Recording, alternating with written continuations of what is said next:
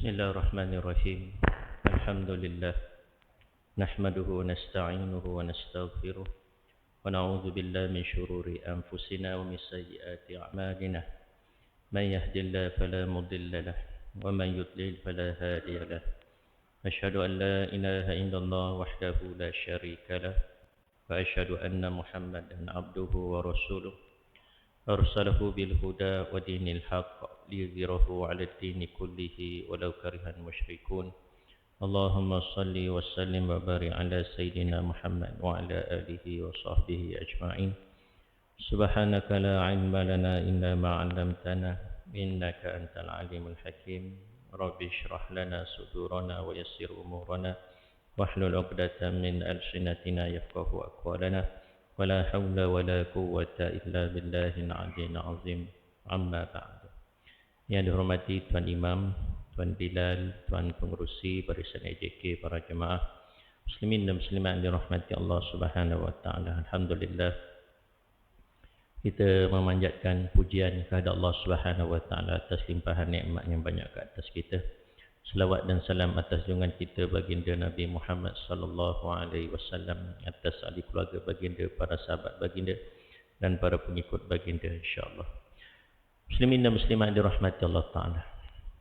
Kembali kita malam ini menyambung kitab I'tiqad Ahlus Sunnah wal Jamaah karangan Kiai Haji Sirajuddin Abbas, yang mana kita membicarakan tajuk kaitan dengan fahaman Syiah, akidah yang sesat yang terkeluar daripada Ahlus Sunnah wal Jamaah. Kita masuk pada firqah puak yang pertama, iaitu firqah Syiah, puak Syiah. Dan kita dah bahas beberapa ciri-ciri penyelewengan, kesesatan i'tiqad Syiah ini. Malam ni kita menyambung perkara yang seterusnya, i'tiqad yang seterusnya yang ada dalam golongan Syiah, disebut dalam buku kita, itu surat 137. Yang kesembilannya fahaman wahdatul wujud. Fahaman wahdatul wujud. Sebahagian kaum Syiah menganut faham wahdatul wujud, iaitu faham serba Tuhan. Wahdatul wujud ni faham serba Tuhan. Ada seorang imam Syiah bernama Husain bin Mansur Al-Hallash, lahir tahun 244 Hijrah, meninggal 309 Hijrah di Baghdad. Orang ini termasuk pemuka Syiah Imamiyah, iaitu Syiah yang percaya kepada imam-imam, yang Syiah 12 tu. Beliau juga sebagai pemuka bagi orang-orang tasawuf. Yang antara fahaman yang ganjil ialah bahawa yang ada itu pada hakikatnya adalah Tuhan, adalah Allah. Kalau engkau melihat sesuatu benda, maka itu adalah Tuhan. Ya. Kalau lihat sesuatu benda, maka itu hakikatnya adalah Tuhan. Jadi bagi Al-Hallash, Tuhan itu bersatu dengan makhluknya. Tuhan bersatu dengan makhluk yang dinamakan dengan wahdatul wujud, satu yang ada. Satu yang ada ataupun serba Tuhan. Jadi alam ini, pada suatu hari ia ditanya orang, bagaimana Tuhan bisa mengetahui Tuhan? Jawabnya, saya mengetahui Tuhan dengan Tuhan saya. Kalau tidaklah Tuhan saya, maka saya tidak akan tahu Tuhan saya. Jadi alam ini baginya juga Tuhan, dan Tuhan juga alam. Itulah faham serba Tuhan dari Al-Hallash. Kalau engkau melihat sesuatu, kata penganut faham ini, maka anggaplah ia Tuhan, kerana Tuhan mewujudkan dirinya dalam tubuh sesuatu itu. Ini fahaman wahdatul wujud, iaitu fahaman serba Tuhan. Itu pun dipanggil al-ittihad, ittihad ataupun hulul. Ini fahaman yang dikatakan satu fahaman yang mengikut ahli sunnah wal jamaah sesatlah, sesat. Tapi tengok bagaimana kita memandang dia, sudut kita memandang wahdatul wujud itu. Bagaimana kita memandang? Kalau kita memandang wahdatul wujud ni seperti yang disebut oleh pengarang kitab kita ini, itu seperti pandangan golongan Syiah tadi, iaitu bersatunya Allah dengan makhluk. ataupun Allah menjelma dalam diri makhluk tadi. Bila kita pandang sesuatu, hakikatnya itu Tuhan. Sebab apa? Tidak ada yang wujud melainkan hanya Allah. Jadi bila tidak ada yang wujud melainkan hanya Allah, maka kita lihat sesuatu itu hakikatnya Allah lah tu. Itu dipanggil fahaman wahdatul wujud. Wahdatul wujud. Jadi kalau kita faham macam ni konsep dia, maka sesatlah. Sesat. Sebab apa? Maknanya kita menetapkan bahawa Allah Ta'ala itu bertempat, Allah Ta'ala itu berupa, ya, dan sebagainya. Sedangkan itu sifat-sifat mustahil bagi Allah Subhanahu wa Ta'ala. Perkara yang mustahil bagi Allah Ta'ala. Yang kita boleh faham wahdatul wujud ialah seperti mana yang disebut oleh sebahagian ulama-ulama Ahlus Sunnah wal Jamaah, iaitu wahdatul wujud itu dipanggil sebagai wahdatul syuhud. Maksudnya kita memandang sesuatu itu, bila kita tengok sesuatu, kita melihat di situ Allah. Tapi maksud kita melihat Allah itu bukan lihat zat Allah kat langit itu, bukan. Macam kita tengok langit, kita tengok matahari, kita tengok lautan. Kalau kita nampak di situ, kita nampak Allah. Tapi bukan zat Allah yang kita nampak, bukan. Yang kita nampak Allah kat situ apa dia? Kebesaran Allah. Keagungan Allah. Kesempurnaan Allah. Kehebatan Allah. Yang kita nampak di situ ialah asar-asar fi'il Allah, perbuatan Allah Subhanahu wa Ta'ala. Itu yang dipanggil wahdatul wujud bersih Ahlus Sunnah. Kalau kita faham begitu, wahdatul wujud begitu, itu tak ada masalah. Itu tak sesat. Dipanggil juga dengan istilah wahdatul syuhud. Dipanggil musyahadah lah kita. Musyahadah. Musyahadah ni melihat sesuatu itu nampak Allah je. Nampak Allah. Jadi nampak Allah je di situ. Dia tak nampak makhluk dah, dia nampak Allah. Ya. Tapi bukan maksud dia nampak situ, bukan nampak zat Allah, dia nampak perbuatan Allah, pekerjaan Allah di situ. Jadi inilah yang dikatakan sebagai wahdatul syuhud. Bila saya pandang tuan-tuan, maka saya pandang di sini ada rahmat Allah, ada taufik hidayah daripada Allah, ada kasih sayang Allah Ta'ala, ya, ada pilihan Allah Subhanahu wa Ta'ala, ada kehendak Allah Ta'ala. Jadi bukan pandang tuan-tuan, saya pandang tu haji. Saya tak pandang hebat betul dia ni. Dah tua-tua boleh datang masjid, duduk depan pula tu. Power juga dia. Tak pandang gitu. Tengok Tok Imam kat depan baca sedap je. Sedap Tok Imam ni. Bagus betul. Kan? Hei. Kalau dapat jadi menantu. Maknanya orang macam ni, dia tidak syuhud. Dia tidak musyahadah. Sebab dia nampak yang hebat Tok Imam tu. Tok Imam tu yang hebat. Tapi ada setengah orang, dia memandang bila tengok Tok Imam tu baca sedap, dia kata, Masya Allah. Merdu betul suara Allah Ta'ala beri pada dia. Merdu betul suara dia Allah Ta'ala beri. Allahu Akbar. Allah Ta'ala boleh buat manusia ni suara sesedap macam ni. Gitu. Jadi dia nampak tu dibalikkan kepada Allah. Dibalikkan kepada Allah. Orang bagi kita duit. Kan, tiba-tiba orang bagi salam kau, pak, RM100 dapat kat saya. Lepas kuliah dapat orang bagi RM100. Salam kau. Tengok ada RM100. Kalau orang tu dia tak syuhud, dia duk pandang yang bagi Tuan Haji tu lah. Datuk Seri tu ke yang bagi, Tan Sri tu ke yang bagi, Allah dapat RM100. Besok memang kena salam lagi dengan dia ni. Mana tahu dapat lagi RM100. Kan? Jadi hati dia pun dah mula jinak dengan Tan Sri, Datuk Sri. Dia dah mula berharap. Sebab apa? Dia memandang yang memberi Tan Sri, Datuk Sri. Tapi kalau orang tu dia syuhud, dia musyahadah, dia dapat duit tu, dia pandang siapa yang bagi? Allah. Ya Allah, terima kasih ya Allah. Terima kasih rezeki aku 100 ni ya Allah. Dia mandang orang tu perantara saja. Orang tengah, postman je. Tapi hakikat pemberian itu datang daripada Allah Subhanahu wa ta'ala. Jadi ada beza. Orang yang mandang sekadar yang memberi itu makhluk tadi, maka dia jinak dengan makhluk. Tapi kalau orang tu syuhud tadi, dia mandang Allah Ta'ala yang beri, bukan makhluk yang beri. Makhluk tu perantara, dia akan jinak dengan Allah Subhanahu wa ta'ala. Itu beza. Jadi kalau kita nak faham wahdatul wujud ni, jangan faham dari segi fahaman yang ilhad tadi, hulul tadi. Itu jangan.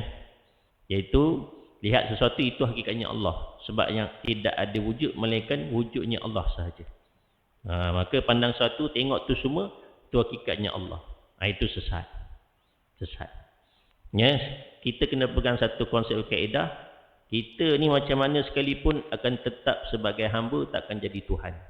Takkan jadi Tuhan. Kita akan kekal hanya sebagai hamba. Takkan naik sampai darajat jadi Tuhan. Mustahil. Hamba-hamba lah.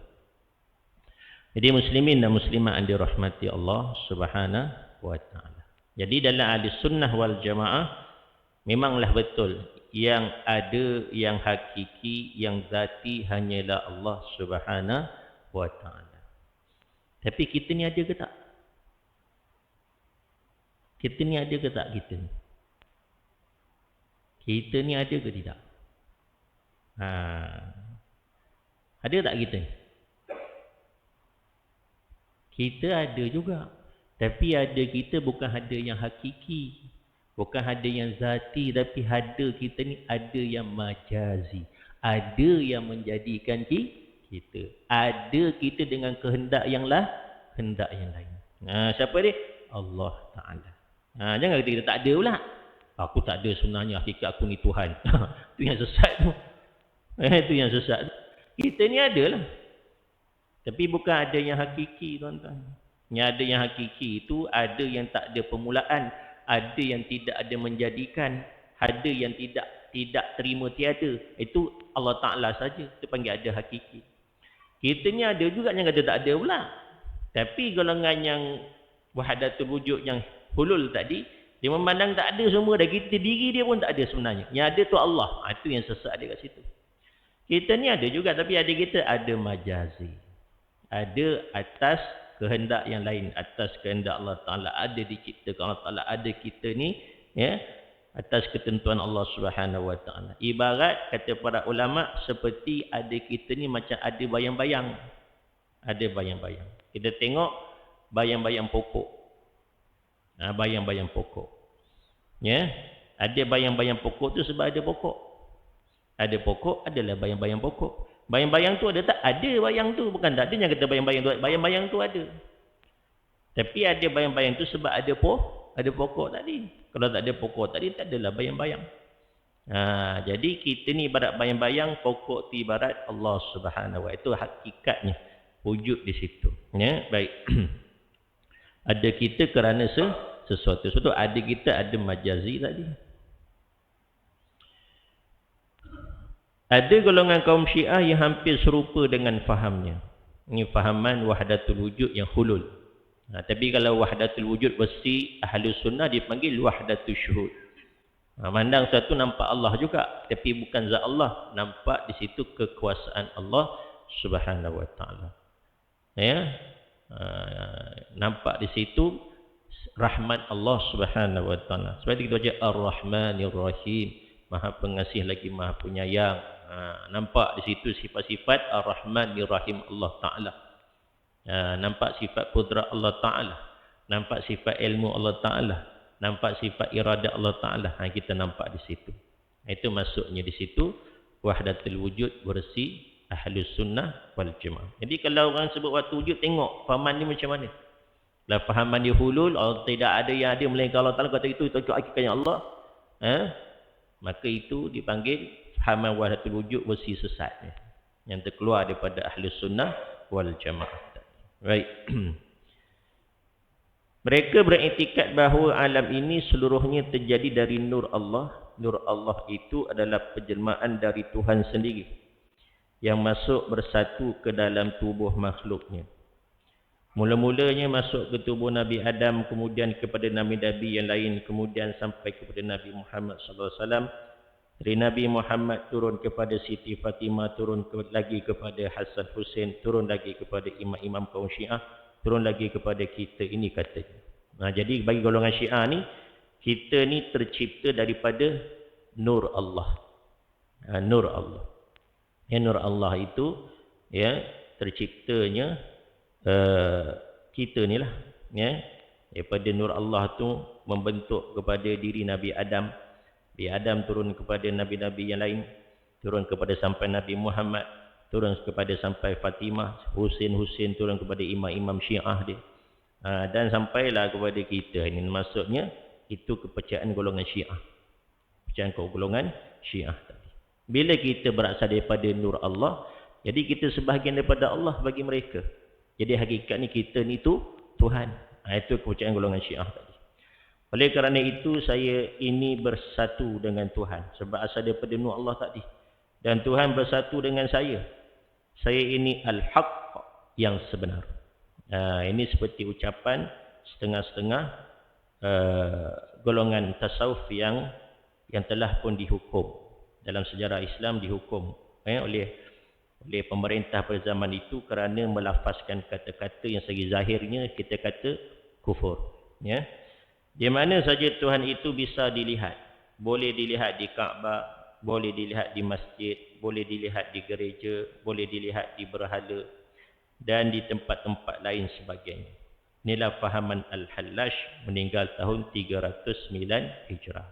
Jadi pengarang buku ni dia masukkan Al-Hallash ini sebagai kita kata apa di sini, sebagai golongan Syiah yang juga membawa fahaman yang sesat, iaitu wahdatul wujud. Memang betul. Jadi Al-Hallash ni dia cerita dia banyak versi. Dan memang dia dihukum bunuh. Dibunuh, dihukum pancung dia tadi.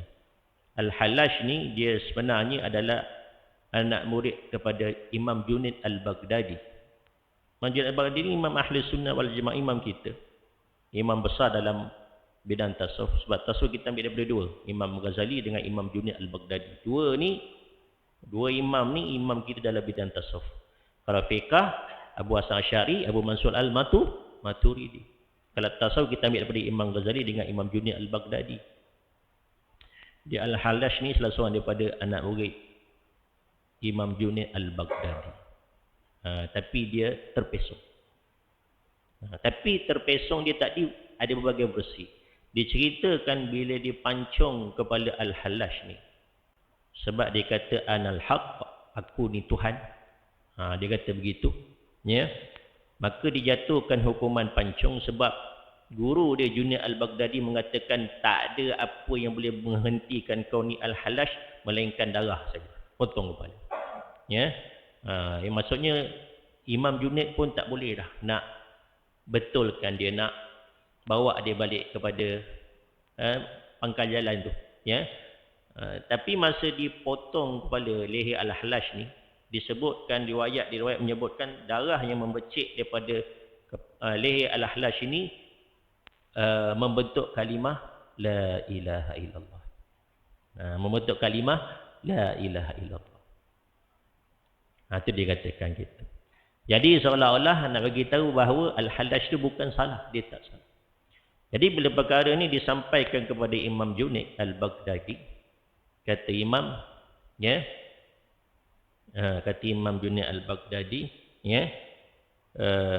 seolah-olah Imam Junaid berkata seperti asalnya dia menghalalkan darah Al-Hallash itu sebab kerana untuk menyelamatkan. Kita kata sebab apa perbuatan Hallash itu pada hakikatnya tak salah. Tapi segi syariatnya itu tak betul. Sampai ada beberapa orang yang berjumpa dengan Imam Junaid Al-Baghdadi minta izin supaya berguru dengan Hallash ni, Imam Junaid tak kasih. Tak benar kan. Sebab apa? Bukan sebab apa? Sebab ilmu yang ada pada mereka ni tak cukup lagi untuk memahami ataupun untuk belajar ambil ilmu daripada Al-Hallash. Jadi disebabkan itulah seolah-olah dikatakan sebenarnya Al-Hallash ni sebenarnya dia tidak sesat. dia tak sesat. Cuma orang yang sampai satu makam yang sangat, makam yang kita kata apa, orang panggil dalam bahasa ilmu tasawuf makam mabuk, orang mabuk. Mabuk cinta tadi. Mabuk cinta dengan Allah Subhanahu Wa Taala. Mabuk, orang mabuk dia tak sedar apa dia cakap. Bila dia mabuk dia tak sedar apa dia cakap. Macam orang mabuk lah kan. Kadang-kadang dia sampai cerai isteri dia sendiri, dia tak sedar apa dia cakap. Macam kita tengok orang bercerita dipuji, engkau laksana bulan, dipuji tu kan. Sebab apa? Dia asyik dengan kekasih dia tadi. Macam kita sebut kisah Laila dan Majnun. Dalam Majnun tu dipanggil orang gila. Kenapa orang gila? Sebab terlampau cintakan Laila sampai tahap bila dia tengok anjing pun dia nampak anjing tu sebenarnya bukan anjing apa. Anjing tu pernah berdiri sebelah Laila je. Pernah berdiri sebelah Laila, dia tengok anjing tu, dia tengok Laila. Tengok Laila. Dia ikut anjing tu sampai dia lalu depan orang semayang pun dia tak perasan. Marah orang semayang. Aku tengah semayang, aku tak nampak. Aku lalu. Oh, minta maaf. Aku tak perasan. Asyik ikut anjing ni sampai tak perasan. Lalu depan orang solat. Sampai yang kita baca kisah dia pergi rumah Laila yang dah kosong, dia cium-cium tembok batu rumah Laila tu. Orang kata, kau ni kenapa? Cium tembok batu. Dia kata, aku cium tembok batu ni, bukan masalah batu ni, tapi disebabkan orang yang pernah duduk dalam rumah ni. Cinta gila tu. Mabuk.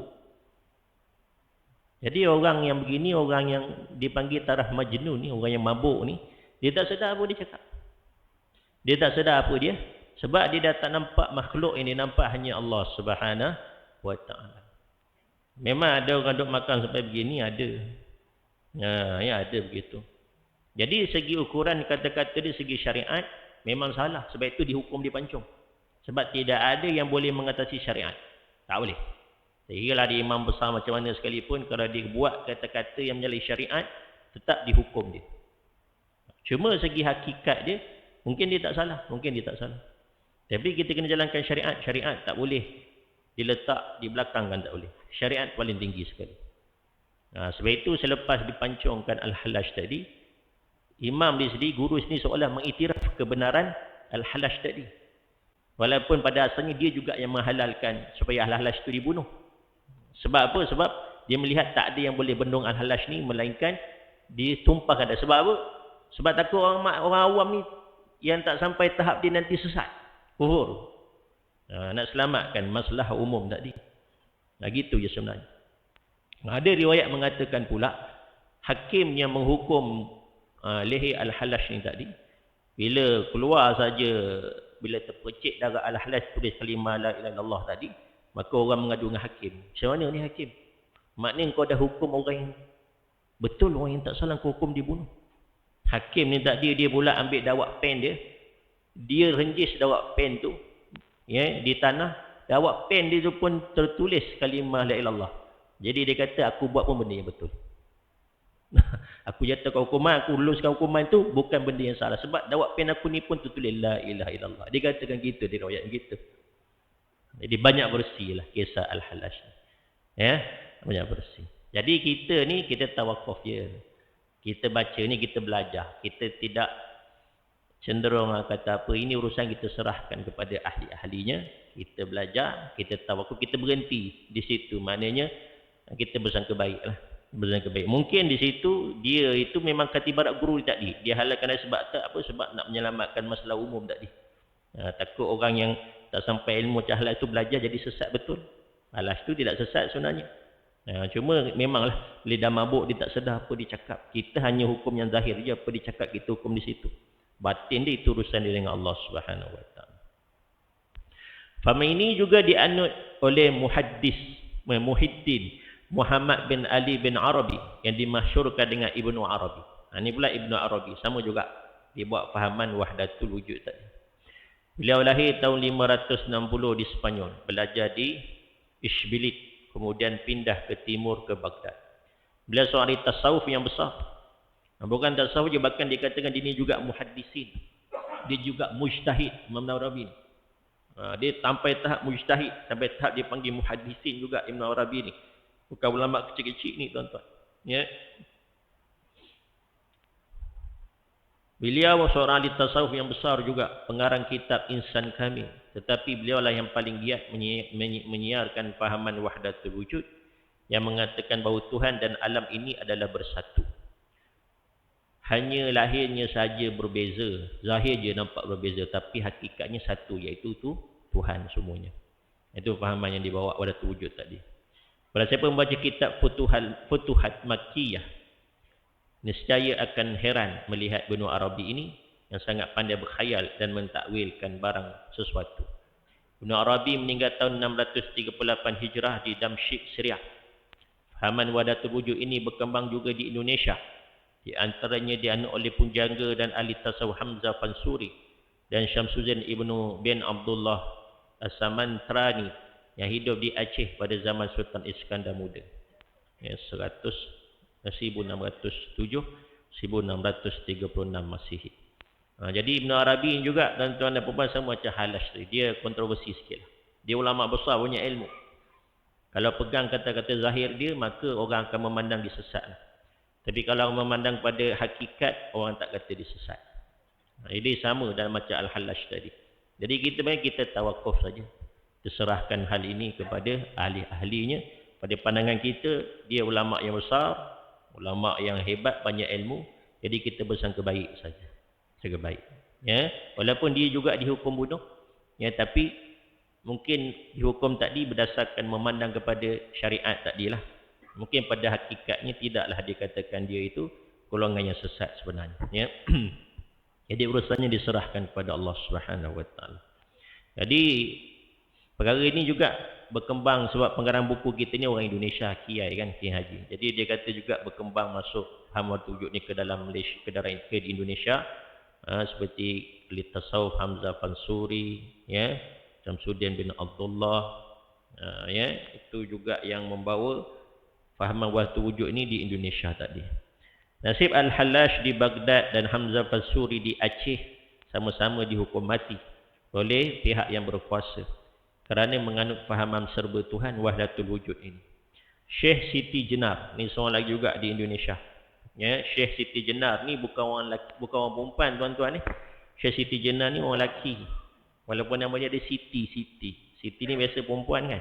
Tapi sini Syekh Siti Jenar ni orang lelaki. Cuma pelik nama dia ada Siti kat situ. Jadi kalau kita baca sekali ingat perempuan, Syekh Siti Jenar. Dia orang lelaki, bukan orang perempuan. Ya. Kabarnya seorang wali songoh di Jawa dihukum mati kerana menganut fahaman wahdatul wujud ini pula.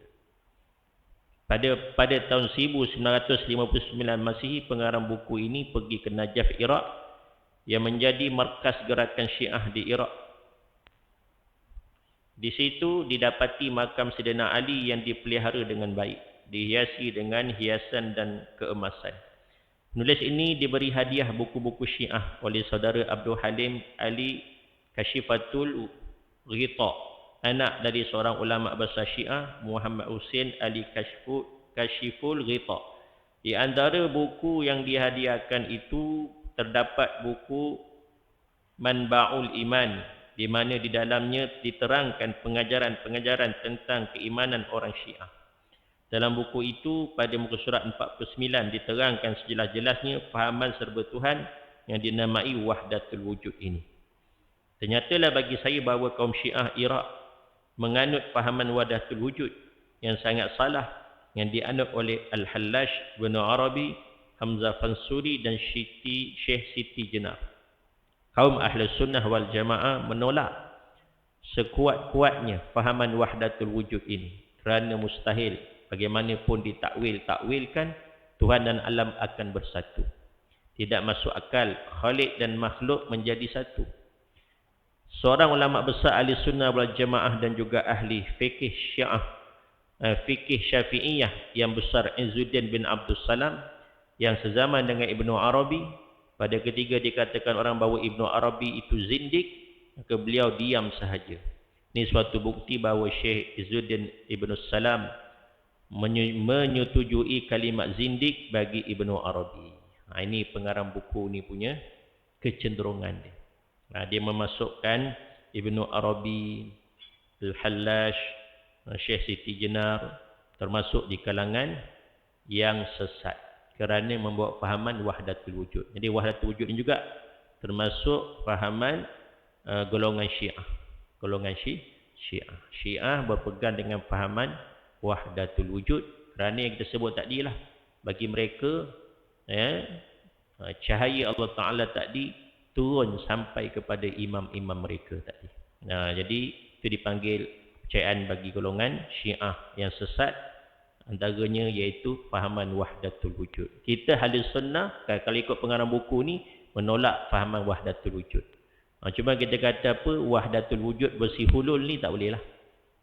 Tapi wahdatul versi wahdatul syuhud, itu dibolehkan oleh golongan ulama Ahli Sunnah wal Jamaah. Mana kita sebut tadi, orang yang musyahadah, melihat sesuatu, melihat Allah Ta'ala, di situ melihat kekuasaan Allah Subhanahu wa Ta'ala, bukan zat Allah Subhanahu wa Ta'ala. Muslimin dan muslimah yang dirahmati Allah Subhanahu wa Ta'ala. Yang seterusnya di antara fahaman golongan Syiah ini yang bertentangan dengan Ahli Sunnah wal Jamaah, iaitu mereka tidak menerima ijma'. Ijma', kesepakatan para ulama.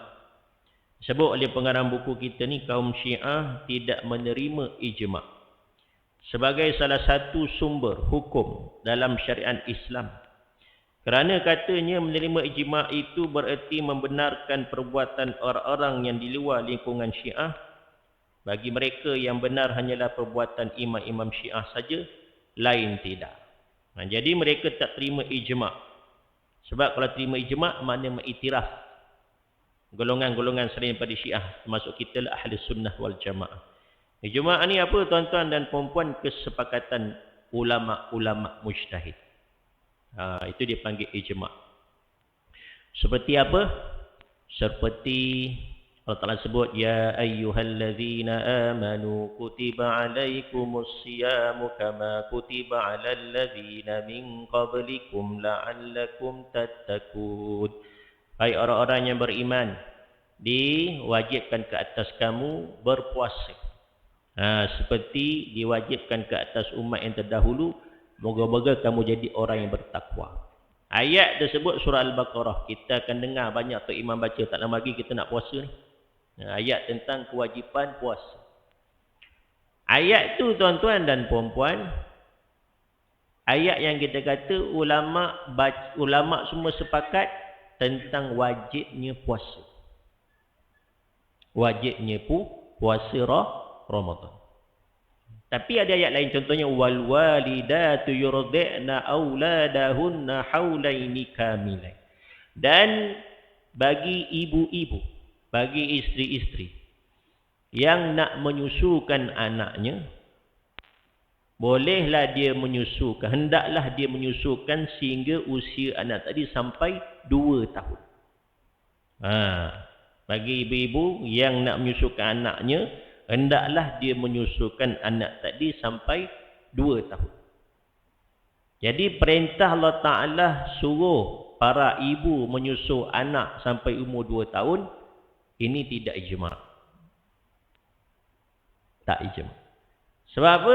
Suruhan dekat situ, ada ulama' tak dapat sepakat mengatakan sama ada di situ suruhan menyusu tadi sampai 2 tahun wajib ke.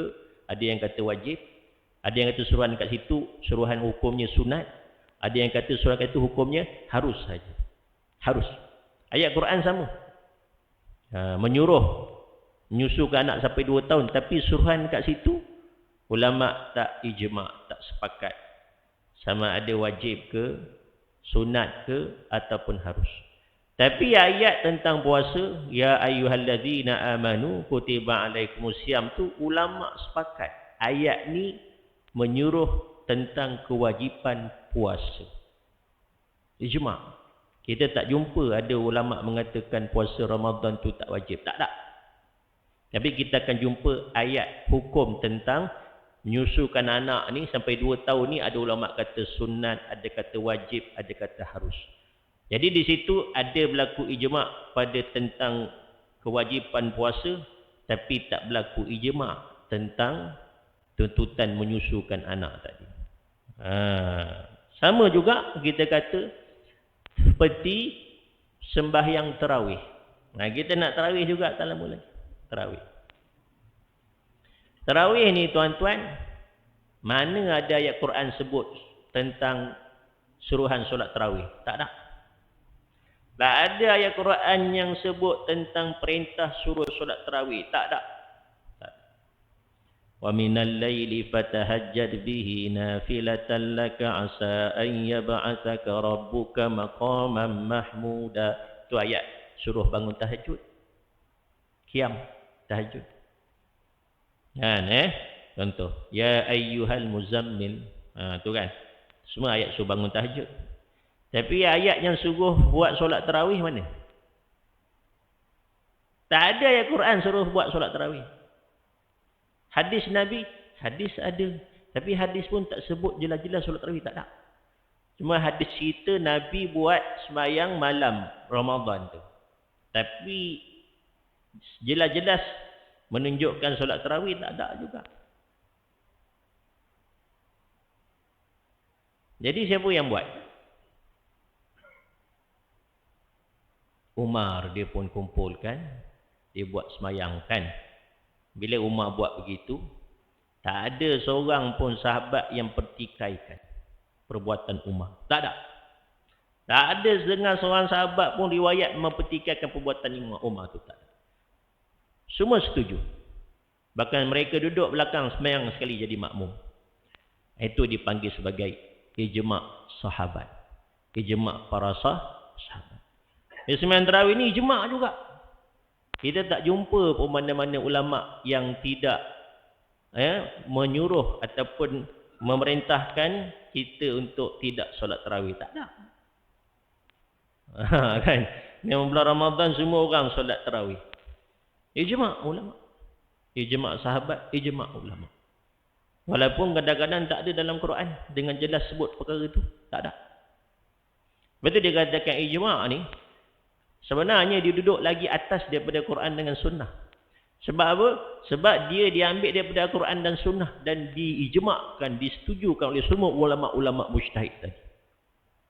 Sebab dia bersumber daripada Al-Quran dan sunnah sebenarnya. Tapi urutan kita buat Al-Quran sunnah, ijma'. Tapi ijma' sebenarnya lagi kuat. Lagi kuat. Bukan setakat macam kita kata ayat tentang kewajipan puasa tadi, bukan setakat Quran je, diikuti pula dengan kesepakatan para ulama mujtahid, bertambah kuat lagi. Itu ijma' tu kuat lagi. Jadi itu dipanggil sebagai ijma' tadi. Ya. Baik, dalam hal ijma' ni golongan Syiah dia tak pakai ijma'. Dia pakai imam dia je. Ikut imam dia nak kata apa lantak dia lah. Imam dia ni dia follow je. Ijma' dah tolak tepi. Main imam dia kata A, B, C, ijma' tak pakai dah. Ijma' pun duduk belakang, ikut imam dia. Itu golongan Syiah. Ya. Sebab tak begitu dia orang ni, ya. Dengan imam dia lah, ya. Hal ini bertentangan dengan fahaman ahli sunnah wal jamaah yang menerima ijma' dan qiyas sebagai sumber hukum dalam syariat Islam. Itu juga Imam besar Muhammad bin Idris Asy-Syafi'i, Imam Syafi'i kita lah. Pembangun mazhab Syafi'i menerima ijma' dan qiyas sebagai sumber hukum. Beliau berkata dalam kitab Risalah begini, laisa li ahadin abadan an yaqula fi syai'in hallan wala haram wala hurma illa min jihatil ilmi. Artinya tidak boleh seseorang mengatakan dalam hukum sesuatu ini halal, ini haram, kecuali kalau ada sandarannya atau ilmunya. Ilmu itu ialah kitab Allah, Al-Quran, Sunnah, ijma' dan juga qiyas. Ijma' dan juga qiyas. Nabi Muhammad SAW menyuruh kita untuk menetapi apa-apa yang telah disepakati oleh umat Islam. Dalam hal ini tentu imam-imam mujtahidnya. Nabi Muhammad SAW bersabda, la tajtami'u ummati ala dhalalah. Artinya bahawa umatku tidak akan bersepakat atas kesalahan, atas kesesatan. Hadis ni. Ini hadis ni tuan-tuan dan puan-puan, Nabi kata apa? Umat aku ni dia takkan bersepakat atas kesesatan. Sebab itu ini jadi dalil kita ni kena ikut golongan majoriti umat Islam. Ikut golongan majoriti umat Islam. Jangan ikut golongan minoriti. Sebab Nabi kata apa? Umat aku takkan berkumpul atas kesesatan. Jadi majoriti umat Islam dia tidak akan berkumpul, takkan berada di atas kesesatan. Nabi kata begitu. Jadi kita golongan yang ramai di kalangan umat Islam tadi. Jadi ini juga dijadikan sebagai hujah kita berpegang dengan ijma'. Bila ulama' semua, ulama' mujtahid semua sepakat satu hukum tadi, bila kita kata ijma' ni pun dia tak banyak, ijma' ni tak banyak. Hukum yang di ijma' ni pun tak banyak. Tak banyak. Sebab kita tahu dalam fiqh ni banyak benda yang khilafiyah je, khilaf je. Kan? Ulama' dia kata sah, tak sah. Mereka kata haram, tak haram. Dia kata boleh. Dia sebenarnya banyak benda yang tak ijma'. Sebab itu bila ijma' ni dia tak banyak. Jadi bila dia tak banyak, kita tak boleh salahkan selisih ijma' tu. Sebab bila ulama' dah sepakat benda-benda tu memang kuat, betul-betul kuat. Betul-betul kuat. Sebab bukan senang ulama' dah sepakat sesuatu hal, melainkan memang benda itu benda jelas yang nyata yang mereka sepakat. Macam sembahyang 5 waktu, kewajipan sembahyang 5 waktu. Kan? Ya. Yang berapa rakaat sepakat ijma' dah tu. Tapi kadang-kadang pada waktu sembahyang tu ada khilaf juga. Waktu solat, tengok macam mazhab Maliki, asar dia lambat. Kita asar pukul apa kan? Dia asar dekat-dekat maghrib dah, Maliki ni, mazhab Malik ni. Kan? Tapi rakaatnya ya, buat berapa bilangannya sepakat. Itu dia panggil ijma'. Ya. Macam puasa jugalah. Puasa, kewajipan puasa itu ijma' dah. Tapi perkara yang membatalkan puasa kan, niat puasa kan, ulama' khilaf kan dekat situ. Benda tu. Jadi banyak perkara furu'iyah daripada perkara yang diijma'kan para ulama. Sikit je tak banyak ijma'. Sebab itu bila ijma' benda yang kita kena ikut je. Ya, tak boleh kita sanggah ijma' tadi. Hadis ini adalah generasi garansi dari Nabi Muhammad SAW bahawa kesepakatan ijma' umat itu tidak akan bisa tersalah. Dan kerana itu wajib diikuti. Mustahil kita majoriti dalam kesesatan, kata Nabi. Jadi majoriti ulama', majoriti umat Islam, majoriti ulama' tadi, mesti kita berada di pihak mereka. Dalam Al-Quran termaktub pula begini. وَمَنْ يُشَاكِكِ الرَّسُولَ مِنْ بَعْدِ مَا تَبَيَّنَ لَهُ الْهُدَى وَيَتَّبِعْ غَيْرَ سَبِيلِ الْمُؤْمِنِينَ نُوَلِّهِ مَا تَوَلَّى وَنُصْلِهِ جَهَنَّمَ وَسَاءَتْ مَصِيرًا. Yang bermaksud, barang siapa yang melanggar peraturan Rasul sesudah jelas baginya kebenaran Rasul itu, dan barang siapa yang mencari jalan selain jalan dilalui umat Islam, nescaya akan kami angkat ia kepada yang ia suka, dan akan kami masukkan ia ke dalam neraka Jahannam. Itulah tempat kediaman yang paling jelek. Dalam ayat ini ditegaskan bahawa barang siapa yang tidak mahu melalui jalan yang telah digariskan atau ditetapkan oleh umat Islam, maka akan dimasukkan Allah ke dalam neraka. Ya, sebut dalam kat situ. Wa may yushaqiqir rasul min ba'di ma tabayyana lahul huda wa yattabi' ghayra sabilil mu'minin.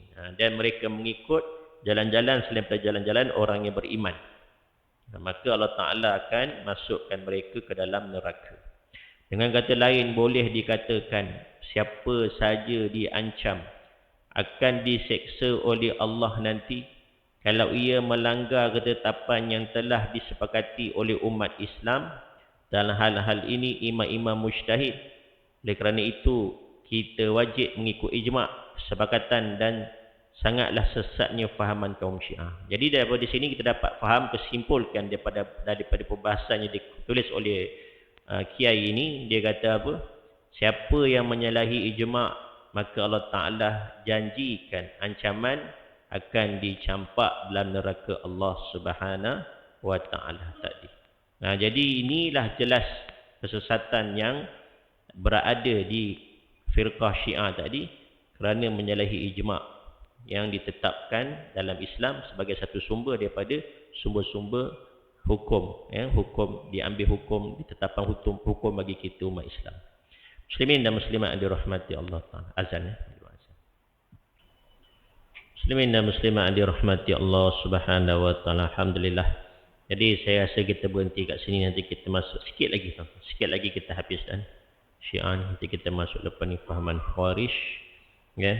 Jadi dapat kita simpulkan dua lagi fahaman i'tiqad golongan Syiah ni yang kita kata menjadi punca terkeluar mereka daripada Ahlus Sunnah wal Jamaah, dikatakan menjadi punca mereka sesat, iaitu mereka berpegang kepada i'tiqad wahdatul wujud dan juga mereka menolak ijma'.